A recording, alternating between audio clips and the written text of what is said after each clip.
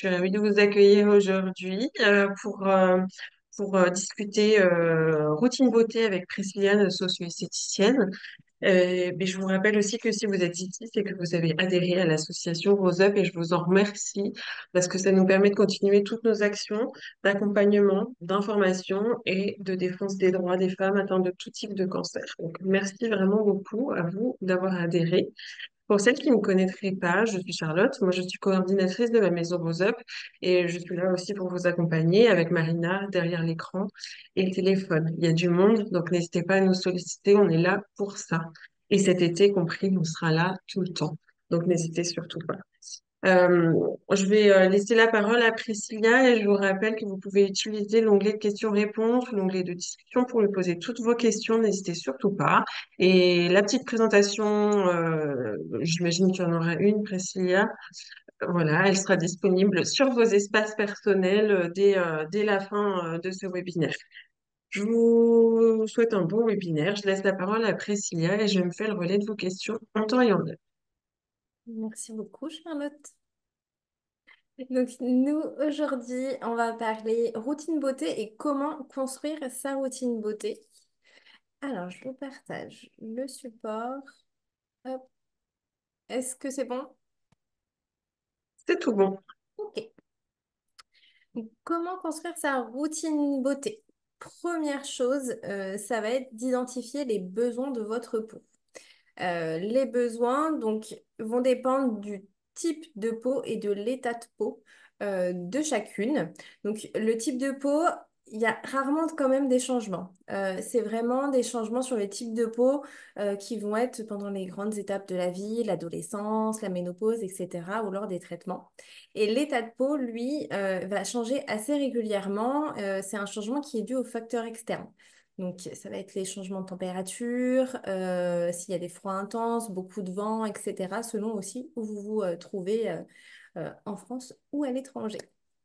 Donc, comment on va pouvoir identifier déjà son type de peau? Le type de peau, c'est ce qu'on va traiter vraiment en priorité. Et ensuite, on va ajouter des petits actifs pour traiter l'état de peau. Donc, pour connaître son type de peau, donc, premièrement, il faut bien nettoyer sa peau à l'aide d'un produit doux. Ça peut être un fluide dermonettoyant, un lait démaquillant. Par contre, on va forcément nettoyer derrière avec un produit moussant pour enlever toute phase grasse de la peau. En fait, il faut vraiment que votre peau elle soit nue de tout produit. Ensuite, donc, une fois qu'on a bien nettoyé, on va sécher sans frotter la peau. Donc, on prend soit un petit mouchoir ou alors vous avez des serviettes invitées aussi en petit format. Ça, c'est assez pratique parce que comme ça, on peut la changer tous les jours et on essuie sa peau avec quelque chose de propre. Donc, vraiment, on ne frotte pas, on va juste tamponner sur tout le visage et on n'oublie pas les ailes du nez également parce que c'est un petit endroit, on a tendance à oublier. Ensuite, donc, sa peau, on la laisse tranquille. Et au bout d'une heure trente, on va porter une attention vraiment sur l'état global, le confort global de la peau. Donc, est-ce que je ressens des tiraillements ou non? Est-ce que j'ai des zones de brillance qui apparaissent? Est-ce que j'ai des desquamations qui apparaissent ou non? Et donc, avec ça, on va pouvoir identifier notre type de peau. Donc, la peau normale, on a une sensation de confort global. On n'a pas de zone grasse ou sèche, donc pas de présence de brillance ni de présence de desquamation, des petites peaux qui se détacheraient. On peut aussi avoir une peau sèche, donc là on ressent quand même un inconfort, des tiraillements, on voit des petites desquamations, alors ça peut être vraiment localement. Généralement quand on en a, c'est au niveau des ailes du nez. Donc voilà. On peut voir aussi apparaître des petites ridules, surtout au niveau du contour de l'œil. Ce sont des ridules de déshydratation. Donc ça, pareil, on peut les travailler avec l'hydratation orale et aussi avec des produits riches en eau. On peut aussi avoir une peau grasse. Donc là, on voit vraiment une forte présence de brillance avec un excès de sébum, généralement plutôt sur la zone T. Donc c'est le front, le nez et ailes du nez et le menton pour finir. Excusez-moi, je connais pas trop mon anatomie. Donc là, pour Fallait, la... fallait pas le dire, jusqu'ici ça passait. Oui, non, mais c'est pas... J'avoue, j'avoue. Et aussi, on peut avoir une peau mixte. Donc, c'est la combinaison de plusieurs types de peau sur le visage. Donc, on peut avoir une peau grasse vraiment sur la zone T, mais avoir une peau normale au niveau des joues. On peut avoir une zone grasse que au niveau du menton, mais plutôt sèche au niveau des joues ou des ailes du nez. Donc, vraiment, ça va être euh, vraiment propre à chacune d'entre vous. Ensuite, donc pour les états de peau, les choses voilà, qui sont dues aux facteurs extérieurs, on peut avoir donc la peau déshydratée. À savoir qu'une peau sèche est généralement déshydratée. Pourquoi? Parce que le manque de gras naturel sur la peau fait que votre eau qui est naturellement contenue n'est pas maintenue dans la peau. Donc il y a une évaporation de l'eau. Donc si elle est sèche, elle aura une déshydratation vraiment qui sera présente également. Donc comment je vais la reconnaître? Donc c'est un inconfort.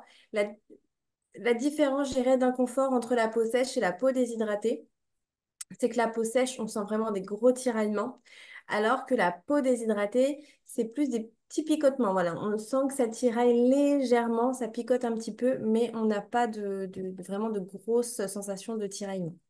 Et elle peut desquamer si elle est vraiment trop agressée par des produits qui sont, je dirais, à base d'alcool, etc. C'est pas recommandé pendant et après les traitements, même de manière générale, mais il en existe encore. On peut avoir une peau acnéique, donc c'est la présence de microkystes, des boutons blancs inflammatoires et des points noirs également. La peau sensible, donc c'est l'apparition de rougeurs. Généralement, c'est à l'application d'un produit.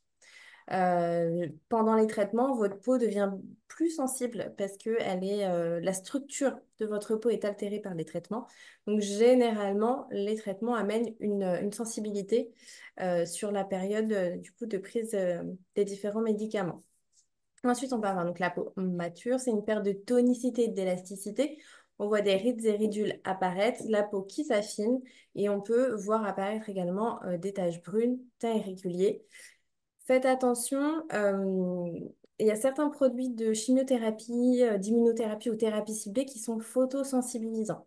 Donc, la photosensibilité peut amener l'apparition de taches brunes, mais ce sont vraiment deux types de taches assez différentes. Les taches d'une peau mature, on peut travailler avec un produit à base de vitamine C, par exemple, pour atténuer et faire un teint beaucoup plus uniforme.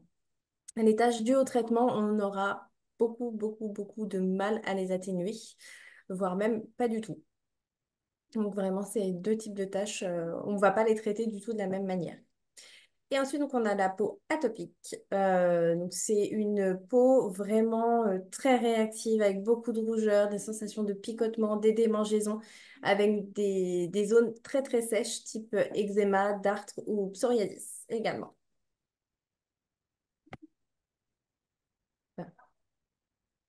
Donc, tous ces types et états de peau vont avoir des besoins communs. Donc ça, je dirais que c'est la ligne à respecter pour tout le monde. Déjà, première chose, d'avoir une bonne hydratation. Donc entre 1,5 litre et 2 litres d'eau par jour. Donc la moyenne, c'est 1,5 litre. Là, tout en sachant que les chaleurs prennent de l'ampleur, on va augmenter l'apport hydrique journalier parce que du coup, on perd beaucoup plus d'eau due à la transpiration, etc. Donc on va être plus sur 2 litres, 2 litres et demi. À savoir que vous avez l'eau qui est présente dans l'alimentation qui est comprise dedans, le thé également, etc. Donc, c'est pas une bouteille de 2 litres par jour plus l'apport alimentaire. Donc, c'est le petit côté rassurant, la petite info rassurante du jour. Ensuite, donc, les produits que vous allez appliquer, il faut que les actifs et les textures soient adaptés. Typiquement, sur une peau sèche, je vais appliquer des produits qui sont assez riches, des crèmes riches, des baumes.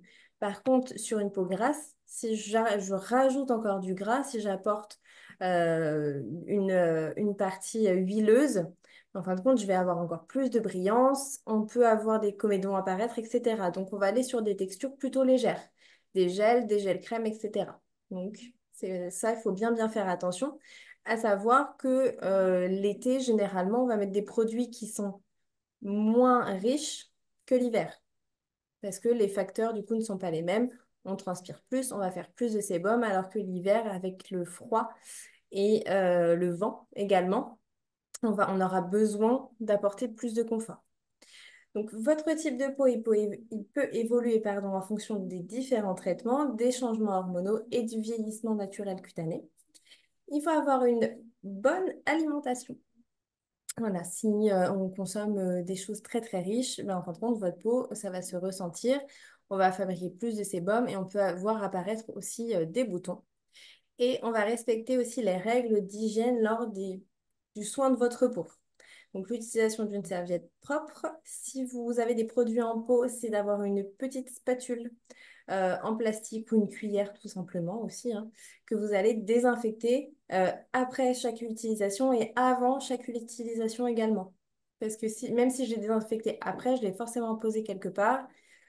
Quand je reprends, bah, je n'ai pas forcément les mains propres et il y a toujours quelqu'un qui passe dans la salle de bain avec des mains pas très propres et qui pourrait toucher à votre spatule. Et toujours, du coup, c'est toujours pas propre mais propre, excusez-moi, avoir les mains propres pour travailler, toucher votre peau au quotidien. J'ai une question. Comment tu classifies une peau avec de la rosacée au nom des Clarisse? C'est une peau qui est plutôt sensible. Après, la rosacée, c'est les vaisseaux sanguins, pardon, qui vont se dilater et apporter des rougeurs. Après, vous avez l'acné rosacée aussi. Et là, par contre, le mieux, c'est de se rapprocher d'un dermatologue ou d'un médecin traitant. Des fois, il y en a quelques-uns qui arrivent à les traiter. Mais généralement, on applique une crème antibiotique dessus. À appliquer quotidiennement. Et faites attention, si on vous donne une crème antibiotique, il faut bien demander si elle est photosensibilisante ou non. Généralement, c'est du Rosex, je crois que ça s'appelle. C'est une crème à base de métronidazole et là, c'est photosensibilisant. Donc, on fait l'application que le soir et en journée, on met bien un produit solaire pour bien se protéger. Ok. Donc, où j'en suis dans mon parcours de soins. Ça, c'est vraiment quelque chose d'important à savoir parce que si je suis avant, pendant, après mes traitements, en fait, je ne vais pas du tout faire les mêmes choses ni avoir les mêmes apports. Selon la chimiothérapie, thérapie ciblée, donc là, on a vraiment un assèchement global du corps. Donc, je vais aller sur des produits plus riches. La radiothérapie, alors là, c'est un petit peu différent. Pendant je vais y arriver, la Oui. période, la période de traitement. Généralement, on n'applique rien sur la zone, même si on peut quand même, mais les médecins vont vous dire de ne rien appliquer. Par contre, après la période de radiothérapie, on va pouvoir appliquer des produits qui vont être plutôt cicatrisants, apaisants, etc. L'immunothérapie également, donc ça serait à mettre aussi avec la chimiothérapie, la thérapie ciblée, hein, parce que c'est des produits qui ont quand même une forte action sur la peau et les fanères. Et ensuite, on a l'hormonothérapie, donc c'est vraiment le fait de bloquer la production de certaines hormones qui va avoir une incidence sur la peau, tout comme la ménopause. Donc, votre routine, on va l'adapter en fonction de vos besoins du moment, des traitements et des saisons également. Donc, avant, on va faire des actions préventives. Pendant, on va faire des actions dites curatives. Et après les traitements, on fera du coup un maintien de la peau pour retrouver en fait une qualité de peau euh, qui serait vraiment, je dirais, plus stable. Donc, au niveau des étapes de votre routine beauté, la première étape, c'est de démaquiller, de nettoyer la peau. Chose importante, c'est pas parce que je ne me maquille pas que je ne me démaquille pas. En fait, le démaquillage, il va servir à comment décrocher toutes les saletés, tout le gras en fait qui est à la surface de la peau. Donc, on peut utiliser une huile végétale, un lait démaquillant, un fluide dermonettoyant également. L'eau micellaire, je ne vous la recommande pas parce que, ou alors il faut bien bien la rincer après, même si on vous dit que l'eau micellaire ne doit pas être rincée. Pour vraiment vulgariser, une eau micellaire, c'est une eau savonneuse. Donc, c'est comme si vous preniez votre douche, que vous vous savonniez et que vous ressortiez sans vous rincer. Voilà. Donc, il faut vraiment bien la rincer. Et vous avez aussi des gels démaquillants qui se transforment qui vont mousser, en fait, qui se transforment en savon après au contact de l'eau. Donc, au début, on travaille au doigt sur l'ensemble du visage. Et ensuite, on va apporter un petit peu d'eau pour faire mousser et bien nettoyer tout le visage. Pour nettoyer, donc là, on va utiliser plutôt un gel nettoyant doux, un pain de savon, un pain sur gras, l'huile ou la crème de douche également. Aucun souci, par exemple, pour vous démaquiller avec un lait démaquillant. Et ensuite, quand vous vous douchez, utilisez votre crème lavante ou huile lavante de n'importe quelle marque. Favorisez plutôt les produits dermocosmétiques pour peaufiner, en fin de compte, le nettoyage et le démaquillage du visage.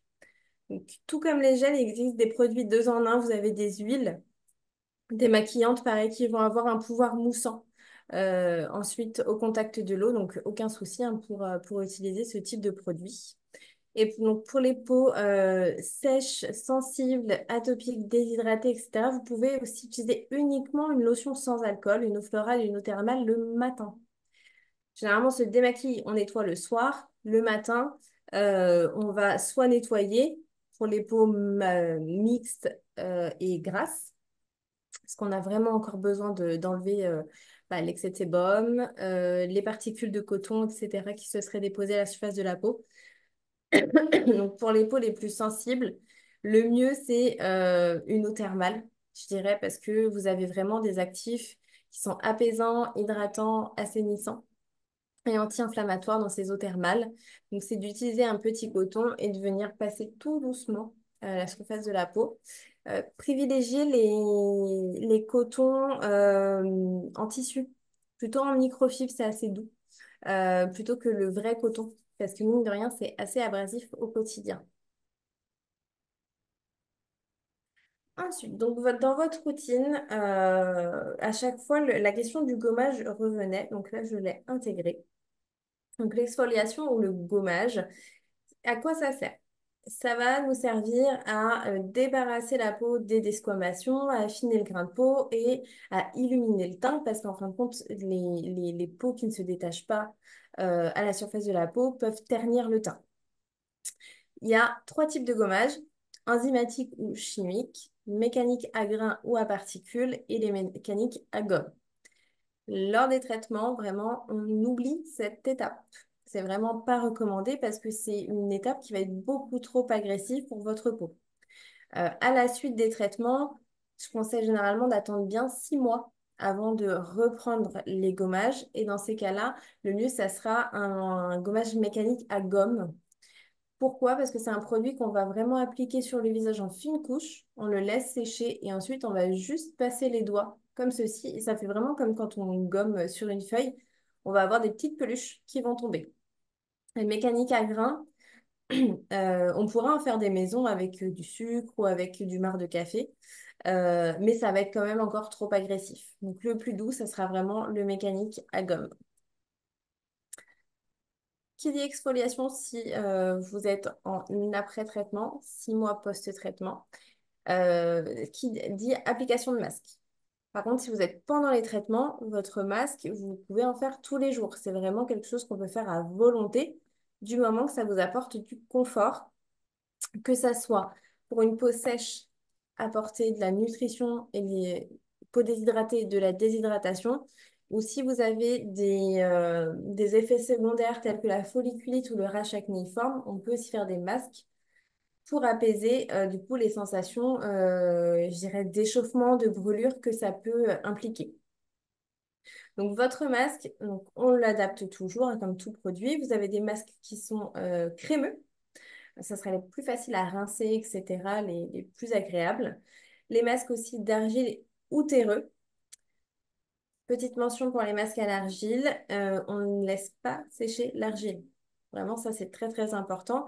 L'argile pour être active, même les masques terreux, pour s'activer, ils ont besoin d'eau.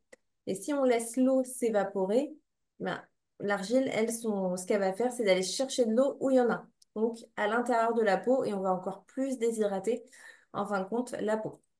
Donc ça, c'est très très important. Il faut toujours avoir avec soi soit un petit gant de toilette humide et on vient réhumidifier sur tout le visage, ou alors un petit spray d'eau également pour réhumidifier régulièrement. Dès que vous sentez un petit tiraillement, on réhumidifie.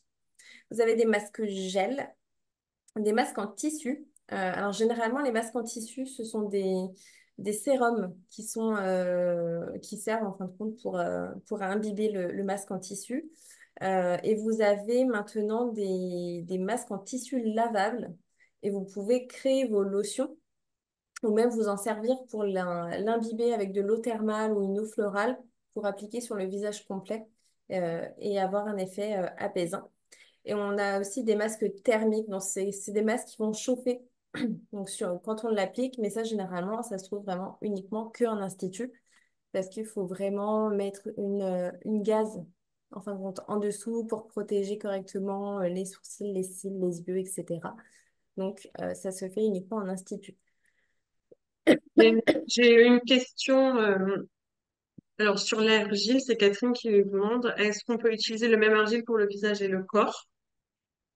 Oui, en fait, généralement, ils vont faire la différence entre visage, c'est pour faire un masque, et corps, c'est pour faire un cataplasme.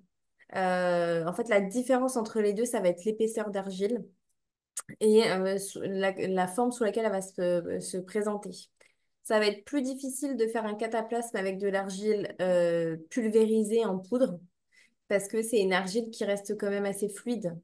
Alors que pour les cataplasmes, généralement, on va prendre l'argile en cailloux, où c'est assez simple et c'est plus pâteux d'ailleurs. On remplit dans un bol voilà, une quantité d'argile, on couvre d'eau et on laisse du coup l'argile se reconstituer.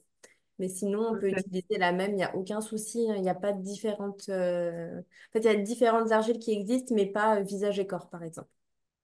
D'accord. Et je suis désolée, mais parce qu'il y a une question de Sabine qui est arrivée un petit peu en retard, je pense, par rapport à ce que tu dis là. Elle demandait des précisions sur l'eau florale et l'huile végétale. Ok. Quelle eau florale, quelle huile végétale? Alors, l'huile végétale, pour le démaquillage, vous avez l'huile d'amande douce, l'huile de jojoba, qui sont très très bien. Et au niveau des eaux florales, alors ça va dépendre aussi de ce que vous souhaitez, mais vraiment pour un côté, pour apaiser, vous avez l'eau florale de rose, ou un hydrolat aussi, ça s'appelle. Vous avez le calendula, la camomille également, qui sont très très bien. Là, pour les huiles dont tu parlais, c'est vrai, c'est en termes d'indication, mais j'imagine que toutes les huiles, ouais, Oui, oui. En fait, pour le démaquillage, on peut utiliser n'importe quelle huile. Parce qu'en fait, après, on va les nettoyer. Donc, ça ne va pas pénétrer du tout. On va juste l'utiliser, émulsionner, travailler au doigt et ensuite, on enlève tout. Donc, aucun souci. Euh, Quid du contour des yeux également. Alors, pendant les masques, on évite de poser sur le contour de l'œil. Pourquoi? Parce qu'au niveau du contour de l'œil, c'est une peau qui est beaucoup plus fine. Et du coup, l'application d'un produit gras dessus peut faire apparaître ce qu'on appelle des grains de milium. Donc, c'est des petites billes de graisse qui vont se solidifier. Et du coup, bah voilà, c'est pas esthétique du tout. Et aussi, on peut voir apparaître une augmentation de poches graisseuses au niveau du contour de l'œil. Donc, tout produit riche, gras, etc., même les crèmes, on ne va pas du tout les appliquer au niveau du contour de l'œil, sur les paupières fines. Et même un produit spécifique contour des yeux, on ne l'appliquera pas sur les paupières fines. On va suivre l'orbite. Donc ça, c'est assez facile en fait. Vous sentez et vous sentez vraiment bien au niveau de l'os. Et c'est à cet endroit-là que vous allez déposer votre produit. Et ensuite, par capillarité, ça va venir se diffuser au niveau de la paupière fine et avoir un effet sur les cernes, les poches, les rides et les ridules. Donc ça, c'est vraiment assez important de ne pas l'appliquer dessus pendant les masques, ni votre contour de l'œil, ni votre crème hydratante non plus. Donc si vous avez les paupières qui sont sèches, qui sont vraiment inconfortables, ce que vous pouvez faire, c'est d'appliquer des cotons, des compresses imbibées d'eau florale, plutôt le bleuet pour le côté apaisant, décongestionnant, ou alors avec de l'eau thermale. Donc ça, c'est donc, quand je fais des soins du visage ici à Paris, c'est ce que je fais pendant la pose de masque. J'imbibe les petits cotons d'eau thermale et je laisse poser vraiment sur les paupières une dizaine de minutes. Pour travailler vraiment les cernes de façon plutôt naturelle, ce qu'il est possible de faire, c'est de garder les petits sachets de thé, si vous êtes amatrice de thé. Vous les mettez au frigo et le matin, vous pouvez les appliquer sur les paupières pendant 5 à 10 minutes. En fait, le frais, on va avoir un effet décongestionnant et avec la théine qui est contenue dans le sachet, on va relancer la microcirculation sanguine. Donc, on va avoir une diminution des cernes qui sont bleutées. Les cernes brunes, euh, on n'est pas sur une mauvaise circulation, on est sur une hyperpigmentation. Donc ça, en fait, à part appliquer des contours de l'œil à base de vitamine C, on ne pourra pas y faire grand-chose. J'avais une question. Quelqu'un veut demander une précision sur qu'est-ce que tu appelles les paupières fines exactement. Est-ce que tu peux remontrer? Oui, je me rapproche. Donc c'est vraiment la paupière mobile et la paupière inférieure, ce qui est juste au-dessus, en fin de compte, de l'os de l'orbite.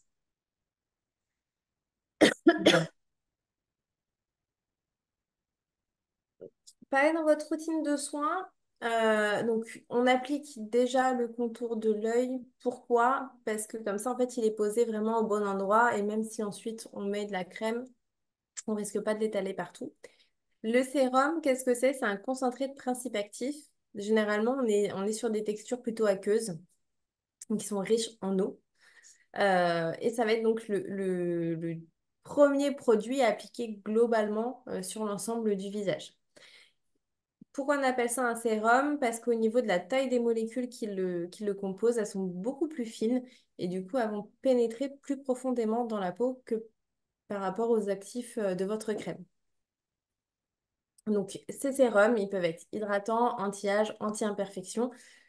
Exfoliants, je pense surtout au rétinol et aux AHA. Donc, dans ces cas-là, il faut vraiment pas l'utiliser sur la période de beaux jours. Donc, vraiment allez, je dirais de avril jusqu'à octobre-novembre, on évite d'utiliser les rétinols et les AHA. Ça, c'est assez important. Et quand on l'utilise en période hivernale, on va se protéger de l'UV quotidiennement en journée. Pour votre crème, tout à l'heure, je vous parlais des différentes textures adaptées en fonction des types de peau. Donc, la texture la plus aqueuse, ça sera le gel. Ensuite, on a les émulsions, les crèmes riches et les baumes également. On peut aussi mettre juste une huile végétale sur le visage sans souci.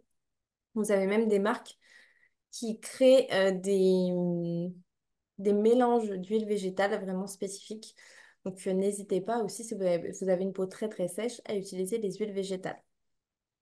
Donc, la gamme spécifique, c'est les principes actifs qu'on va y trouver à l'intérieur.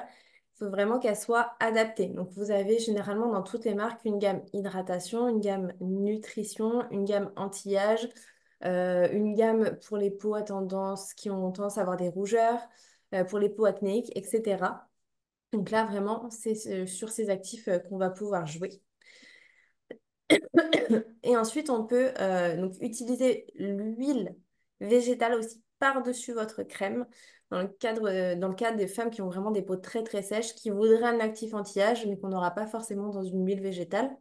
Donc, on peut appliquer une crème anti-âge et par-dessus mettre un petit peu d'huile ou mélanger aussi dans le creux de la main votre crème et un petit peu d'huile, ça va enrichir en fait votre peau.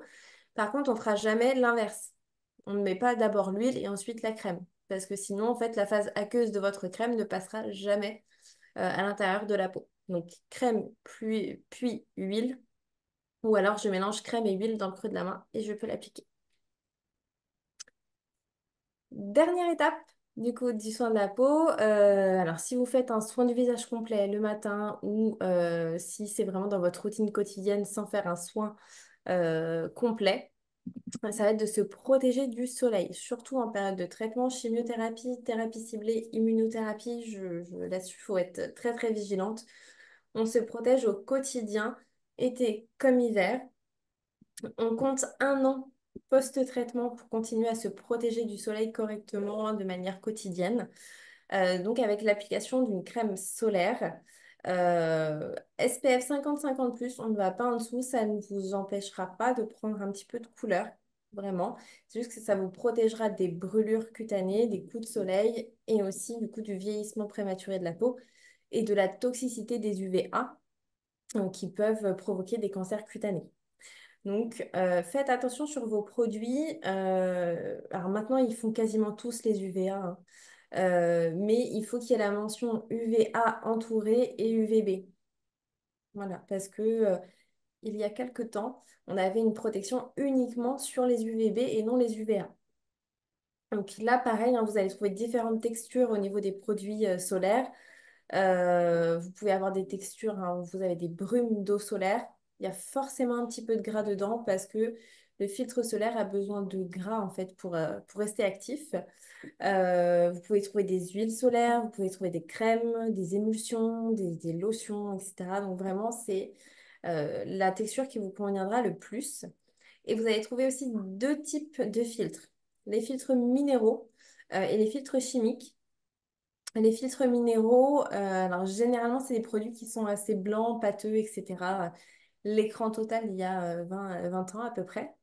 Et les filtres chimiques, on est vraiment sur des produits qui sont plutôt transparents. L'action de protection elle va être différente aussi. Le minéral, c'est comme si vous enfiliez une combinaison de miroirs. Et en fin de compte, l'UV va arriver et être réfléchi. Il n'y a aucun phénomène de pénétration. Et le filtre chimique, lui, donc on l'applique, il va être absorbé par la peau. Et ensuite, donc l'UV va être absorbé, mais les effets néfastes vont être coupés. Donc voilà, il y a deux modes d'action vraiment différentes. Alors, c'est pas moins protecteur d'avoir un filtre chimique, même avec un phénomène d'absorption, hein. Vraiment, loin de là, on a quand même bien évolué sur les filtres chimiques. Donc là-dessus, il n'y a aucun souci. Par contre, votre filtre chimique, il faut l'appliquer 20 à 30 minutes avant de sortir. Parce que du coup, sinon, vous n'êtes pas protégé correctement. Il a besoin d'un temps d'absorption pour s'activer. Ça, c'est assez important à savoir. Donc là, je vous ai mis des exemples de routine. Donc, le matin, un nettoyage, un nettoyage si j'ai une peau grasse, donc avec un produit moussant. Une lotion, une eau thermale si j'ai plutôt une peau sèche et sensible. Ensuite, on va repulvériser de l'eau thermale ou de l'eau florale, donc pour faire une brume. Vraiment à faire une brumisation pour humidifier la peau, mais pas qu'elle soit mouillée. En fait, il ne faut pas que les gouttes ruissellent sur le visage. Ensuite, on va pouvoir appliquer un sérum, mais on ne met pas de sérum tout le temps. Il y a beaucoup de femmes qui ne mettent pas de sérum. Donc, dans ces cas-là, on va mettre la crème de soin tout de suite sur la peau, sans attendre que l'eau thermale ou l'eau florale ait séché. En fait, là, le but d'humidifier votre peau, c'est vraiment de favoriser l'absorption des principes actifs. Voilà. Sur une peau trop sèche, si on ne fait pas cette étape, si on ne va pas humidifier la peau, la crème va être absorbée en partie, puis rejetée au niveau de la surface cutanée. Et ensuite, donc, on mettra une protection solaire et on peut passer à l'étape maquillage. Vous avez des bons produits solaires qui peuvent servir de base.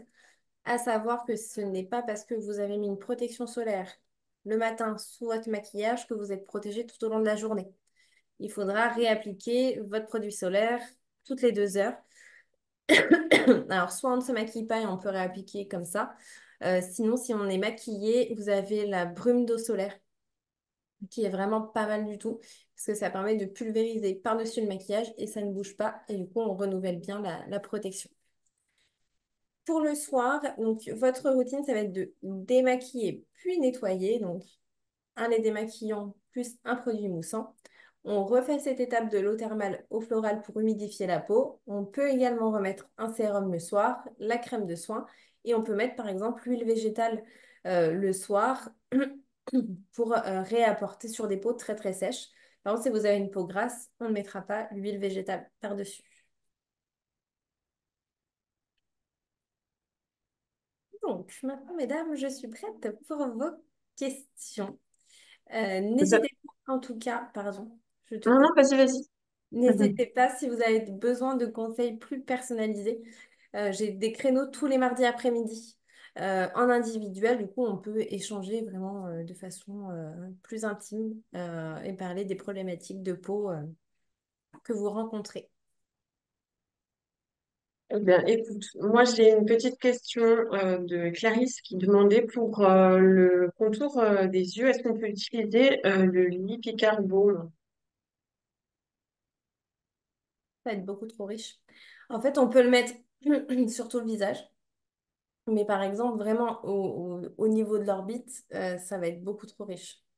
Mais par contre, chez La Roche-Posay, pas chez les Picards, vous avez la crème Toleriane Dermalergo qu'on peut appliquer au niveau du contour de l'œil sans souci. D'accord, ok.